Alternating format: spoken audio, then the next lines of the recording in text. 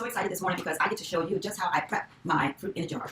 Always to go, always in this nice handy dandy carrying case, and I don't have to think what I'm going to eat in the morning. So I do fruit in this jar, I do salads in this jar, and I also do oatmeal in this jar. But today I'm going to show you how I clean, prep, and prepare my fruit so that I can take it to go. One of my main things is bulking up my jar. You don't want to have it filled with a whole lot of blueberries, but blueberries are good for you, but those are things that I like to spread out. So my bulkier fruits are my pineapple. Now this is going to take a second because pineapples are big, they're strong, to fight with, but I'm going to show you how I use the pineapple cutter just to get and tackle this big pineapple. Now, what I have here is our chef's knife. It is lifetime warranty. It's a beautiful piece, an investment that you will not have to worry about for the rest of your life because it is lifetime warranty. And the beauty of it is this lifetime warranty, if you give it to a family member, if you will it to a family member, whatever, that warranty carries on with that new person. Okay, so I'm going to show you how we cut right through the pineapple. Now what I do is I cut it in half. Because of the height of a pineapple, you want to get on top of it, and this is not like the apple cutter where you go straight down. This is a rocking motion that you're going to take on. So I'm going to start with this one, and I'm lining it up, this circle in the middle, I'm lining it up with the dark, dense circle on your pineapple. And then we're going to rock it down. Okay, so we're all the way down. Now we're going to take our case. Now, if you can look at this, you see it took me a while to figure this out. I'm telling you this now because you won't have to go through the painstaking the things that I went through to actually make this work. So you see these little handles here? They line up with these handles. So you take the base, line it up, and then you push it down. Why you do that is because the base of your pineapple, when you cut through it, it's not going to go all the way down because you need it to have a flat surface to bring it all the way down. So this helps push it all the way down, and we're going to take it. See that? Now this is what you pay for when you are in a supermarket. Of course, they have the whole thing, but this is what you pay for. This is what you are leaving behind. So you can literally cut this additional flesh off if you so choose, and it's not so bad to get it off once you're at that point. So we're going to cut our other half. We're going to take off our base and go down again, line it up. And this is nice and juicy. It just squirted me in my face. All right, so now I'm going to do the same thing. Line up the two arms on each side. Line it up with the arms on the flat piece and just push down. And then you pull these up. And the reason why you do this too, you don't want to put your hand underneath the bottom of this blade because the blade is extremely sharp. Extremely sharp. All right, so now I'm taking our other piece. Now remember, this is a whole pineapple. You see that? That's a nice sized pineapple. And I'm going to show you what I've been doing with these pineapples. Now this cutting board holds all our liquid. I have another one that has a rim around it, and it actually holds a cup of liquid. So I use that one for all my melon cutting, all my fruit cutting, because it just stores it here. And if you see, this has a spout at the end so that you can just pour up the liquid. Now, what I am going to show you is how I cut. Now, just showing you this, you don't have to have this when you're doing it, but let's just see. If I take this, cut it down, look how quick that was. I have perfect slices for my people who love to make pineapple upside down cakes, pineapple cakes. You have your fresh pineapple. This isn't canned pineapple. This is totally fresh. You have that just that quick that you can actually use for baking, or you can put it in your salad, or you can put it on a plate to make it just look extra pretty. So what I'm going to do is cut this again. Okay, so now, just so that you see,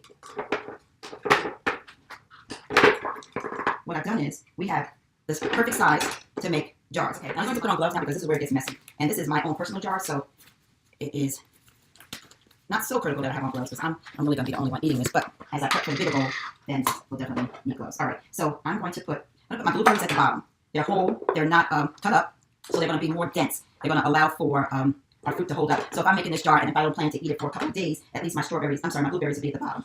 All right, so now I'm putting my pineapples in next. This is just a whole layering process. Layer, layer, layer. Now I'm going to pop my strawberries on here. So watch this. I love this tool. It just makes my life so much easier. All right, so I got my strawberries lined up. I just put 3. Show you how it works. All right, strawberries all cut. Now, these are not necessarily just for salad jars. For all those people who like to make strawberry shortcake, you can do the strawberries on here, but you can also do the cake. So if you take one of those cakes, slice it the size of this, like a chunk of it, the size of this piece, go down, you'll have the perfect slices to use to layer your strawberries to make a strawberry shortcake. All right, so I'm going to put our next grouping. I'll put these to the side because I think we have enough in there for now. Now I'm going to put our cantaloupe. So I'm going to put the cantaloupe, add it on here, and just put that in. You can make these as long or short as you want. If you want it shorter than this, you just twist it, take this up, twist it, and then just go down again, and then you kind of have diced it, all right? So that's just a personal preference, however you want to do it. I just top it off just to make it look extra pretty with some more blueberries. You see that? And I close my jar. All right, close the jar. Now, I put the jar in the carrying case, but let me just show you this because this was the deal changer for me. This was it. This little cup right here holds your yogurt. So whenever you're making a salad, you should have some type of protein. The protein is what is going to keep you full. It's going to balance out this meal perfectly. So when I'm making salads in a jar, I put my yogurt in the same case. Has a little stretchy net there that I can carry that. This is the yogurt I use. It's 0% fat, so I love it, Chobani. And I put this right in the refrigerator, and it's ready for me the next day. Now, I make a couple of these jars up because, as you can see, I have plenty of fruit. I buy the big case of the blueberries and the large of the strawberries. Pineapple also. Now, I want to show you this pineapple. When you are in the supermarket and you're buying a pineapple, you take the leaf and try to pull it up. If it can pull out, then you can take that pineapple home. If you take that leaf and you can lift up the whole pineapple, leave it there. That's not the one you want. Then, when you find your pineapple, you bring it home, flip it upside down. You want all those juices to run down through your pineapple, and you just don't want it at the end because all day long, all week long, it's been sitting in the supermarket on the other way, flower side up. Okay, so that's all cut and prepped. I'm gonna throw our strawberries in here. Remember, this bowl has a lid. I have blueberries still left over, and this, don't sleep on this. This comes in 3 sizes. This is a small, has a medium, large as well, and the glass bowls come in small, medium, large as well. What I did was, this has a base that lifts up. So if you put this in the sink, if you're draining pasta, you don't have to worry about it touching the base because it lifts up about, I'd say about a half an inch off the surface. Now the other thing is, if you put it in one of these bowls, you can just put your pasta in there and let it drain, or put the pasta back on the pot that you served it, cook it in. All right, so I'm going to move this out the way because I have a little something I want to show you. The other thing for my grillers out there, grillers. This is just one of the, I think it's 4 grilling pieces that come in since it's getting ready to be May already. Time to start grilling. Some of us have grilled all year round, but for those of you who have not, if you're dusting off your grill or scraping off your grill and you're about to get ready, you see this is a silicone basting brush. Silicone basting brush. The reason why I'm saying that is because when you are basting your barbecue chicken, your barbecue ribs, or whatever you're basting, if you're using a baster that has the what are those called? Like the hairs or the I don't even know what you call it, but it's the most disgusting thing when you start seeing all those hairs of the brush all over your food. And when they came out with the basting brush that is heat safe, it's amazing. It just holds the barbecue sauce and it allows you to be able to really coat everything so nicely. Just also, I believe, oh, there is one more thing. All right, when I go out and I want to drink my water, some of us have a hard time drinking water. All this fruit that we cut up becomes a good method to infuse our water. Just put a few things in there, and then we're going to push this down. I might put too much here. Okay.